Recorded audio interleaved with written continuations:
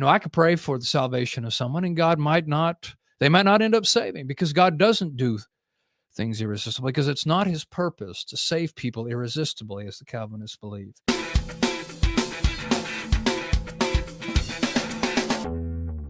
Now, this verse is from Proverbs 19:21, and I think it's interesting when they pull this up, because I think it's one of our verses. I don't think it works for them. I think it actually works for us. But it says, "There are many devices in a man's heart.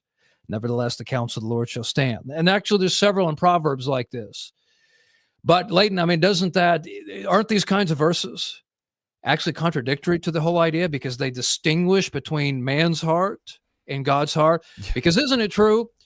If Calvinism is true, isn't it true that whatever's in man's heart is really what was in God's heart anyway? I mean, what's the distinction if Calvinism is true? I mean, if the theistic determinism of what the underpinning of the Calvinistic system, at least taught by John Calvin, and I understand there's some who claim soteriologically to be Calvinist while denying theistic determinism and those kinds of things. But if you're the John Calvin type of Calvinist that affirms theistic determinism, then this verse should say something like, the counsel of the Lord stands, which includes the many devices in the heart of the man.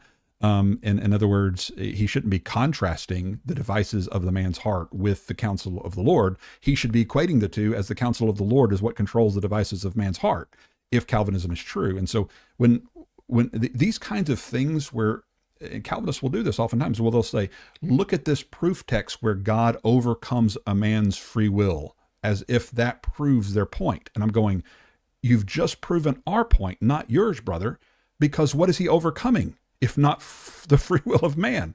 His own decree? Is he, and I've heard him use, Paul on the road to Damascus, or Jonah, in the well. Look at how free his will was.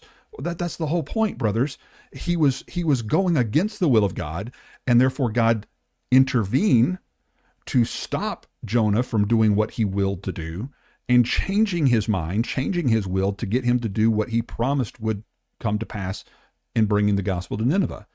And so, yes, God has at his disposal ways to convince his own messengers to go where he's told them to go, where he's promised he's going to send a messenger. Yes, God intervenes. He can overcome our puny little free wills all he wants to. Those examples of where he does overcome and or convince a otherwise sinful follower are examples of God contending with the free will of man. They're not examples that free will doesn't exist, if that helps. And I'll tell you, Leighton, who else agrees? James White, because he believes Adam and Eve can be free, libertarianly so, have free choices. And yet God is still sovereign. So he agreed, at least. But in the creaturely sense. Yeah, and what other kind of sense? He was talking, just in case you didn't know, he was talking about creatures in the creaturely sense, which, again, is a qualification that means nothing. I don't know why White thinks that qualification helps his case any by saying, oh, it's a creaturely freedom. Okay, creaturely freedom, I guess, meaning to him that it's still not libertarianly free somehow in some mysterious way. I don't know. So this is a meme. It says, we all seen this boy in different memes, but it says, so you're telling me that God does not violate free will, but you pray for God to save people? What do you think? Same as the last one.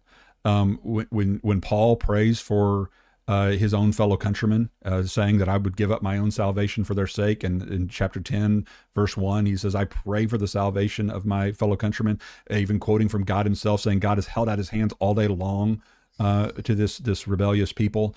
That's a biblical concept to pray for people. God was willing, but they were not willing. He wanted to gather them like a mother hen gathers her chicks under her wings. Isaiah 30:15 is a repeat of the same thing. In rest and patience you can find salvation, but you were not willing. The verse says, and the expression of us as Christians who are Christians already, the desire for them to somebody else to come to faith, we would say, just like Paul does in Romans chapter 11, I pray that my ministry to these people over here might provoke their wills to envy, so that they'll see the error of their ways and turn, so that they can be grafted in. What's wrong with that? What's unbiblical about that? And what seems unbiblical is praying for people that you believe God's already determined their salvation before they were ever born or not. I mean, why would you pray for the salvation of somebody that you think salvation's already guaranteed or can't happen? What is prayer accomplishing in your worldview, really? Now, I know how Calvinists will answer that question, as we've dealt with some of the ways in which they deal with those kinds of questions. But I think that's a much bigger problem for the Calvinists than for us, because we don't believe in determinism. So I may go to my own earthly father, who is a wiser, older man than I am. He has more influence in this world than I have. He has more wisdom because he's lived longer and has lived a godly life as a sanctified man that I love and respect. And so I might go to my father and ask him for help or guidance, or to use his influences with people that I know in the Baptist world or something of that nature. I don't believe that my father is deterministically causing everything, but why wouldn't I ask somebody who's wiser and more influential and more sanctified and all of those things that I believe about my dad? It makes perfect sense that I would ask my father for his guidance and his help. And those are the exact same reasons I would ask my God for his guidance and his help to influence the wills and people that are around me who may not believe and trust in him. It makes perfect sense, because I believe that he's like our Heavenly Father, as he's compared to an actual father who helps us and guides us and gives us the words to speak, who may use different means to provoke the will of those who are lost, and that I might be an instrument used in his hands to help provoke them to reconsider their ways, to use apologetic methodology, to do as Paul said in Acts 28, stay up with them all day long, preaching the truth so as to convince them, it says. I want to be Paul in that way, that I'm willing to stay up all night and all day, or whatever it may take, to convince somebody of the truthfulness of what he's teaching. So all of these kinds of things are very intuitive to our way of understanding how God works. What doesn't seem intuitive is this concept and idea that God's determined before the foundation of the world who's going to believe and who's not, and yet you're commanded to pray for the lost. But what's the prayer really going to accomplish ultimately if God hasn't elected that person for salvation? Boy, that is so true about prayer. So in the Calvinist mentality, now, if you pray for something, you're praying for something knowing, as Leighton already said, that is going to happen one way or the other. I mean, if God has already determined it's going to happen, it can't not happen. So you're praying for things that cannot be changed. And it's kind of odd to think about, but if you choose to not pray, well, then that would have determined too, and then nothing will change. So it's kind of like, well, because sometimes they'll say, well, I pray because God determined for me to pray. Yeah, and if you choose not to, I mean, if you just don't pray, well, then that's because God determined that too. So it's so odd. It is so mind-bending to think about really how you can make all these things consistent in the Calvinist system. I mean, I've said it so often, Leighton, that Calvinism is irrational, and it's not meant as an insult, but it really is. And I do not believe truth is irrational. As a point, by the way, I stressed in my opening in the James White debate, and I compared it to the Trinity and saying, we try to defend the Trinity being irrational because it is. And I made the point, you have to be consistent. Because James White likes to say we have to be consistent with our exegesis of other passages, and that's what I was pressing. Yes, and you something has to be rational.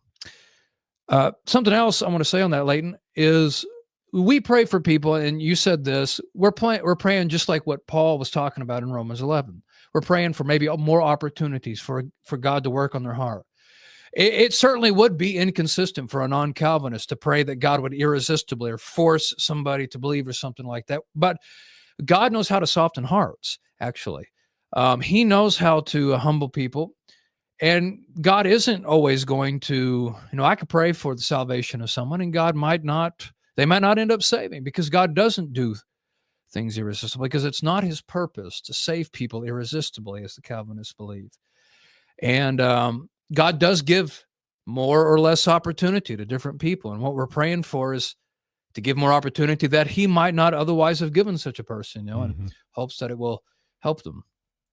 And another thing I'll say, I don't know about you, but I don't actually ever use the terminology violate free will, because I don't even really know what that means. I mean, I think you could violate someone's free will in the sense they don't want you to do something, but you do it anyway, or you force them, right. by gunpoint. A bank robber runs into the bank with the intention to rob, and the security guard slips up behind him and tackles him.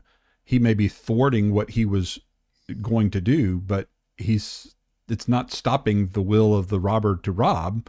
He's simply stopping him from being able to carry out his will. And I think you brought that up in the debate as well. The distinction between willing something and the freedom to carry out what you're willing are two different, obviously different, very different things.